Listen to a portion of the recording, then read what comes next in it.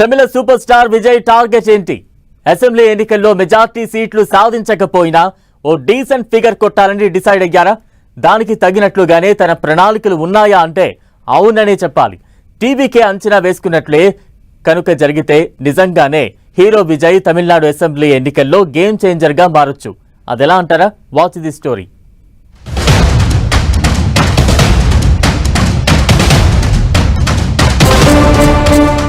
విజయ్ ఓటర్ల నాడి పట్టుకున్నట్లేనా? పుదుచ్చేరిలో ముగిసిన ఎన్నికలు. తమ పార్టీ గెలిస్తే రాష్ట్రంగా మార్చుతామన్న విజయ్. పుదుచ్చేరి యూత్ లో మంచి రెస్పాన్స్. ఏప్రిల్ 23న జరగనున్న అసెంబ్లీ ఎన్నికలకు టీవీకే అధ్యక్షుడు విజయ్ నిర్విరామంగా శ్రమిస్తున్నారు. ఈ క్రమంలో ముందు జరిగిన పుదుచ్చేరి అసెంబ్లీ ఎన్నికలకు లోకల్ సెంటిమెంట్ రంగరించారు. దానికి జనం నుంచి మంచి రెస్పాన్సే వచ్చింది. ఓట్ల సంగతి పక్కన పెడితే రాబోయే 14 రోజులు తమిళనాడు ఓటర్లను కూడా వీలైనంత ఎక్కువగా మొబిలైజ్ చేసేందుకు ట్రై చేస్తున్నారు.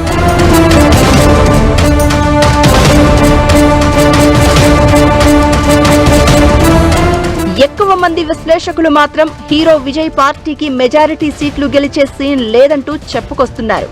మొత్తంగా 8 నుంచి 10% ఓట్ బ్యాంక్ సాధించవచ్చని, ఇది విజయకాంత్ డిఎండికే పెట్టినప్పుడు ఎలా పర్ఫామ్ చేసిందో ఆ స్థాయిలోనే ఉంటుందని జోస్యం చెప్తున్నారు.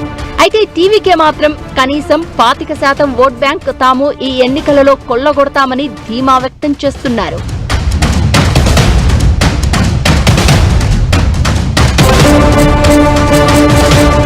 ప్రచార పర్వంలోనూ విజయ్ నవరసాలను పండిస్తున్నారు. ఎవరికీ లేని విధంగా తనకి తన పార్టీకి కష్టాలు పెడుతున్నారంటూ ఆల్మోస్ట్ కంటతడి పెట్టిన స్థాయిలో ఆయన అధికార పార్టీపై ఆరోపణలు గుప్పిస్తున్నారు.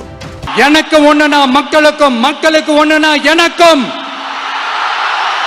கண்ணு கலங்கும். எவ்வளவு அவதூறுகள்! இந்த கரூர் விஷயத்தை பத்தி ஊருக்கே தெரியும். முடக்கு జననాయకన మొడకు. అన్నా డిఎంకేలకు దశాబ్దాల తరబడి తమిళనాడులో పాతుకుపోయిన చరిత్ర ఉంది. వాటిని ఊడబెరకాలంటే పెద్ద బ్యాంకుతో వచ్చినట్లుగా ఉండాలి. కానీ విజయ్ పార్టీకి అంత సీన్ లేదనేది ఎక్కువ మంది అభిప్రాయం. ఓ పెద్ద స్టార్ వస్తే ఆ స్టార్ తో కలిసి ప్రభంజనంలాగా ఇతర పార్టీల నుంచి కూడా వచ్చి చేరడం, ఇంకా ఇతరత్ర హడావుడి నెలకొంటేనే ఆ బజ్ వస్తుంది. కానీ టీవీకేకి అంత హైప్ రాలేదు. దీంతో తానొక్కడే అయి క్యాంపెయినింగ్ చేయాల్సి వస్తోంది.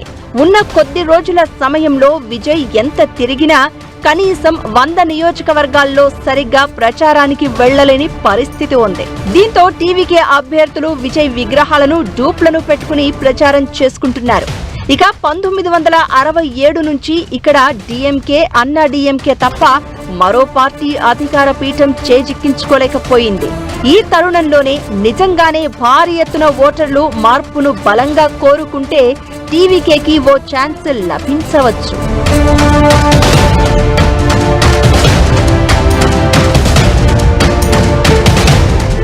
2016 ఎన్నికల్లో అన్నా డిఎంకేకి 40% మించిన ఓట్లతో 134 సీట్లు వచ్చాయి.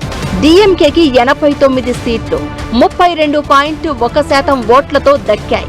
అంటే ఇక్కడ దాదాపు 27% ఓట్ షేర్ నాన్ ద్రవిడియన్ పార్టీలకు వచ్చాయి.